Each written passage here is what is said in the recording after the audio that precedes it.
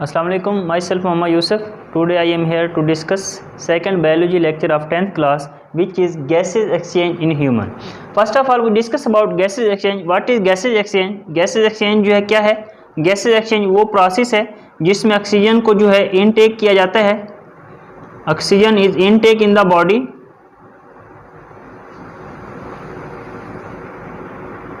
और carbon dioxide जो है गिवन आउट की जाती है, जिस्म से बाहर खारिज की जाती है. तो ऑक्सीजन को जिस्म के अंदर ले जाना और कार्बन डाइऑक्साइड को जिस्म से बाहर वापस खारिज कर देना, इसको हम नाम देते हैं गैसेज एक्सचेंज का. गैसेज एक्सचेंज इन ह्यूमन की बात की जाए, अगर गैसेज एक्सचेंज जो है जानदारों के अंदर, जानवरों के अंदर या ह्यूमन के अंदर जो है किस तरह से होता है. ह्यूमन के अंदर गैसेज एक्सचेंज जो है वो रेस्पिरेटरी सिस्टम के थ्रू होता है.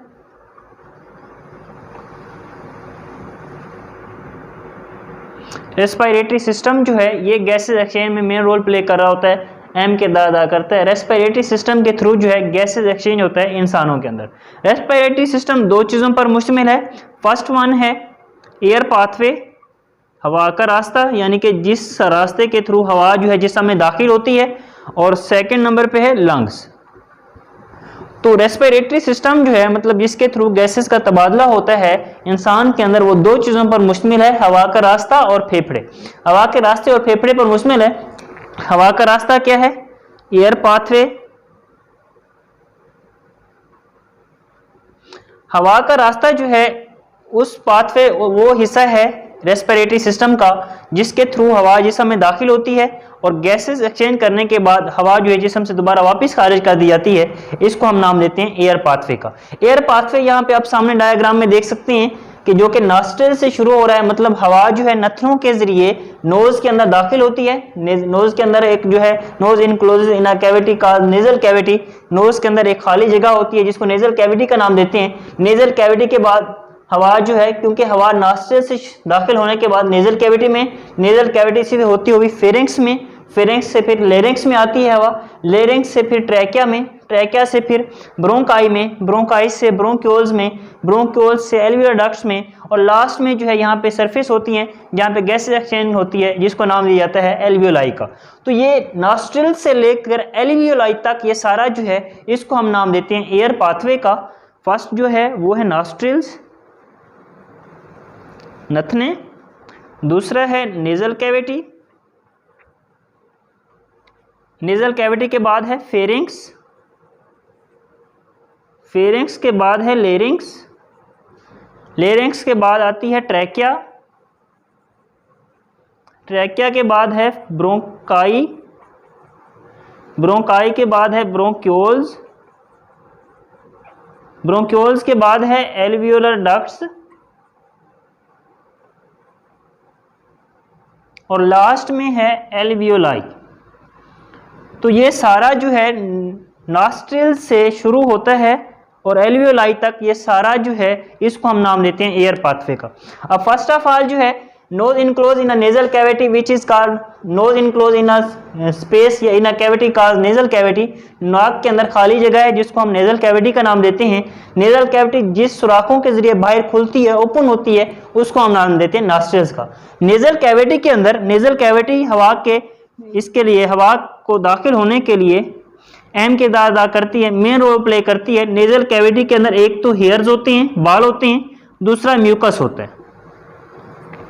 अब हेयर जो हैं, बाल जो हैं नेजल कैविटी के अंदर, हवा नॉस्ट्रिल्स के जरिए जब नेजल कैविटी में दाखिल हो जाती है तो नेजल कैविटी के अंदर बाल होते हैं और म्यूकस होता है. बाल जो हैं, हेयर जो हैं, इनका काम है कि जो डस्ट पार्टिकल होते हैं उनको फिल्टर कर देना हवा के अंदर. डस्ट पार्टिकल को जो है फिल्टर कर लेती है हेयर जो है नेजल कैविटी के अंदर. म्यूकस जो है ये जो बाहर से हवा होती दाखिल होती है उसको वार्म करता है और उसको जो है मॉइस्चर प्रोवाइड करता है और उसका जो है टेम्परेचर जो है मेंटेन करता है, मतलब बाहर वाली हवा का टेम्परेचर जो है जिस्म के मुताबिक जो है चेंज करता है. तो म्यूकस का काम है हवा को जो बाहर से आ रही है उसको वार्म करना और उसको जो मतलब टेम्परेचर बरकरार रखना और उसको मॉइस्चर प्रोवाइड करना. और बाल जो हैं वो डस्ट पार्टिकल जो है हवा के अंदर उसको जो है फिल्टर करते हैं. ये काम है नेजल कैविटी का. नेजल कैविटी एक दीवार के जरिए जो है नेजल कैविटी को दो हिस्सों में तकसीम कर दिया जाता है. हवा नेजल कैविटी में से गुजरने के बाद फेरिंक्स में दाखिल हो जाती है. फेरिंक्स जो है एक मस्कुलर पाथवे है, फेरिंक्स एक जो है मस्कुलर कॉमन पाथवे है, एक मुश्तरका रास्ता है, जो कि मुश्तरका रास्ता किस तरह से है, क्योंकि ये एक ही रास्ता प्रोवाइड करता है खुराक की नाली के लिए। ये आप सामने यहाँ पे देख सकते हैं, ये खुराक की नाली है जिसको इसोफिगस का नाम देते हैं, और ये साथ में सांस की नाली है जो कि फेरिंक्स के बाद लेरिंक्स आ जाता है। अब ये जो है फेरिंक्स मुश्तरका रास्ता प्रोवाइड करता है खुराक की नाली के लिए और सांस की नाली के लिए। फूड और एयर पाथवे जो है उसके लिए कॉमन जो है पाथवे जो है, कॉमन मस्कुलर पाथवे जो है वो फेरिंक्स प्रोवाइड करता है। फेरिंक्स के फर्श पर जहाँ पे फेरिंक्स खत्म हो रहा होता है, लेरिंक्स स्टार्ट होता है, वहाँ पे एक ओपनिंग होता है, एक सुराख होता है जिसको नाम देते हैं ग्लाटिस का, और ग्लाटिस जो है एक पर्दा इसके ऊपर होता है जो कि इस खुराक की हिफाजत करता है, उसको हम नाम देते हैं एपिग्लाटिस का। तो हवा जो है फेरिंक्स से लेरिंक्स में दाखिल होती है। लेरिंक्स जो है, लेरिंक्स को साउंड बॉक्स का नाम दिया जाता है। साउंड बॉक्स या लेरिंक्स जो है एक ही चीज है। लेरिंक्स को साउंड बॉक्स कहा जाता है। साउंड बॉक्स क्यों कहा जाता है? लेरिंक्स के अंदर जो है बैंड्स होते हैं, मसल्स की बनी हुई पट्टियां होती हैं, बैंड्स होते हैं, फाइबर बैंड्स होते हैं इसके अंदर। अब ये बैंड्स जो हैं वाइब्रेट करते हैं जब हवा इनसे टकराती है। हवा टकराने के बाद जब ये वाइब्रेट करते हैं तो इनकी वाइब्रेशन से जो है साउंड प्रोड्यूस होती है, उस वजह से जो है इसको साउंड बॉक्स का नाम दिया जाता है। तो हवा फेरिंक्स में से जब फेरिंक्स में से गुजरने के बाद लेरिंक्स में आई, लेरिंक्स जो कि एक साउंड बॉक्स है, उसमें रेशादार पट्टियां होती हैं, जोड़े होते हैं, पेयर्स होते हैं मसल्स के, बैंड्स के, तो उनमें जब हवा टकराती है उनसे तो वो वाइब्रेट होती हैं और उनकी वाइब्रेशन से जो है साउंड प्रोड्यूस होती है। उस साउंड प्रोड्यूस होने की वजह से इसको जो है साउंड बॉक्स का नाम भी दिया जाता है या वॉइस बॉक्स का भी नाम दिया जाता है। हवा लेरिंक्स में गुजरने के बाद ट्रैकिया में चली जाती है। ट्रैकिया क्या है? ट्रैकिया सांस की नाली है, इसको विंड पाइप भी कहा जाता है। ये तकरीबन 12 सेंटीमीटर लंबी नाली है ट्रैकिया। ये जो है कार्टिलेज की बनी होती है और कार्टिलेज के सी शक्ल के घेरे जो हैं इसके अंदर होते हैं ट्रैकिया के अंदर।